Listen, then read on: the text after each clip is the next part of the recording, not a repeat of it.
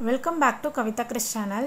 இன்றைக்கி நம்ம சேனலில் என்ன பார்க்க போகிறோம் அப்படின்னா புளி மிளகாய் ரெசிபி தான் பார்க்க போகிறோம். இது எங்கள் பாட்டியோட ரெசிபி.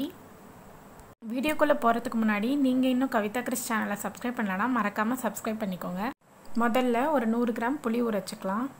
100 கிராம் புளிக்கு 300 கிராம் பச்சை மிளகாய் எடுத்துக்கலாம்.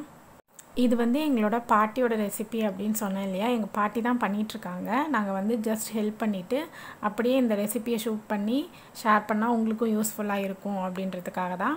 இந்த புளி மிளகாய் ரெசிபி நம்ம அப்படியே சாப்பாட்டுக்கு தொட்டுக்கலாம், இல்லைன்னா நம்ம மோர் மிளகா மாதிரி அதை வறுத்தும் நம்ம சாப்பாட்டுக்கு தொட்டுக்கலாம். ரொம்பவே நல்லாயிருக்கும். இப்போ எல்லா மிளகாவையும் 2 கட் பண்ணிகிட்ருக்காங்க, ஏன்னா எல்லாமே நீட்டாக இருக்குது.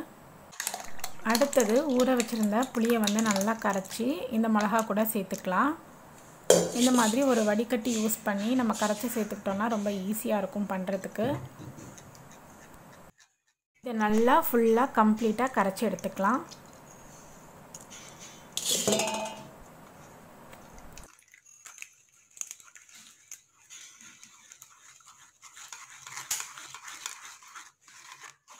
இப்போது இதில் ஒரு கை நிறைய கல்லுப்பு சேர்த்துக்கலாம். சேர்த்துட்டு நல்லா கையால் நல்லா மிக்ஸ் பண்ணி விட்டுக்கோங்க.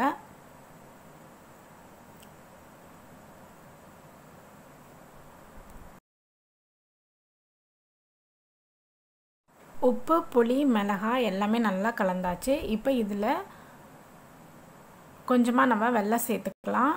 50 கிராம் அளவு வெல்லம் எடுத்து சேர்த்துருக்கோம். இதையும் நல்லா கலந்து விட்டுடலாம். இப்போ ஸ்டவ்வை ஆன் பண்ணி இதை நல்லா வேக வச்சு எடுத்துக்கலாம். இப்போ இது நல்லா கொதிச்சிட்ருக்கு.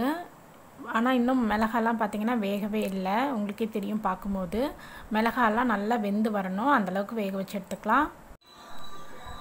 இப்போ பாருங்கள், மிளகாலாம் நல்லா வெந்துருச்சு. மிளகாவோட கலர்லாம் நல்லா சேஞ்ச் ஆகிடுச்சு. இன்னமும் இந்த தண்ணி கொஞ்சம் கம்மியாகணும், அந்தளவுக்கு இதை நல்லா வேக வச்சு எடுத்துக்கலாம். நல்லா மூடி போட்டு அப்பப்போ இடையில கரண்டியால் நல்லா மிக்ஸ் பண்ணி விட்டு வேக வைங்க. மூடி போட்டு வேக வைக்கும் போது தான் அதோடய ஃப்ளேவர் எல்லாம் அதிலே இறங்கியிருக்கும். இப்போ பார்த்திங்கன்னா இது நல்லா வெந்துருச்சு. இதை அப்படியே வெயிலில் காய வச்சு எடுக்கலாம்.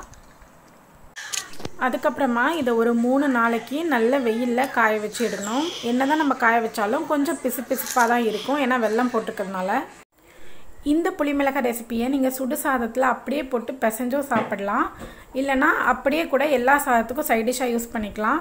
அப்படி இல்லைனா இந்த மாதிரி எண்ணெயில் போட்டு ஃப்ரை பண்ணி எல்லா வெரைட்டி ரைஸ் கூட, சாம்பார், ரசம், மோர் எல்லாத்துக்கூடையும் இது ஒரு பர்ஃபெக்டான சைட் டிஷ்ஷாக இருக்கும். ஏன்னு பார்த்தீங்கன்னா இதில் உப்பு, புளிப்பு, காரம், இனிப்பு எல்லாமே இருக்குது. இந்த ரெசிப்பியை கண்டிப்பாக வீட்டில் ட்ரை பண்ணி பார்த்துட்டு எப்படி இருந்ததுன்னு கமெண்ட் பண்ணுங்கள். மறக்காமல் உங்களோட ஃப்ரெண்ட்ஸ்க்கும் ஃபேமிலிஸ்க்கும் ஷேர் பண்ணுங்கள். இந்த ரெசிபி உங்களுக்கு பிடிச்சிருந்ததுன்னா கவிதா கிறிஸ் சேனலை மறக்காமல் சப்ஸ்கிரைப் பண்ணிக்கோங்க.